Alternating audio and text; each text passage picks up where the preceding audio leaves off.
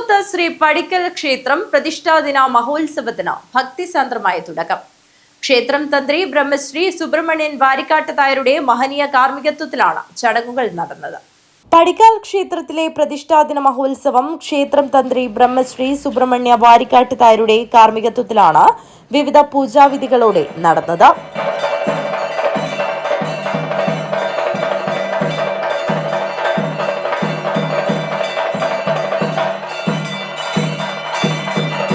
മഹോത്സവത്തിന്റെ ഭാഗമായി ഏകാഹ നാരായണീയ യജ്ഞം, ദീപപ്രജ്വലനം, നാമപ്രദക്ഷിണം, വിഷ്ണു സഹസ്രനാമ ജപം, നാരായണീയ പാരായണ സമർപ്പണം, ആചാര്യ വരവേൽപ്പ്, ക്ഷേത്ര ഭജന സമിതിയുടെ ഭജന, അത്താഴ പൂജ എന്നിവ നടന്നു.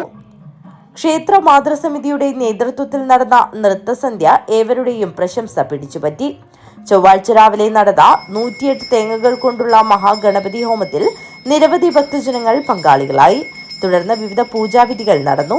ക്ഷേത്ര മാതൃസമിതിയുടെ നേതൃത്വത്തിലുള്ള സർവൈശ്വര്യ വിളക്ക് പൂജയിലും നിരവധി ആളുകൾ പങ്കാളികളായി. News bureau, Kanhangad.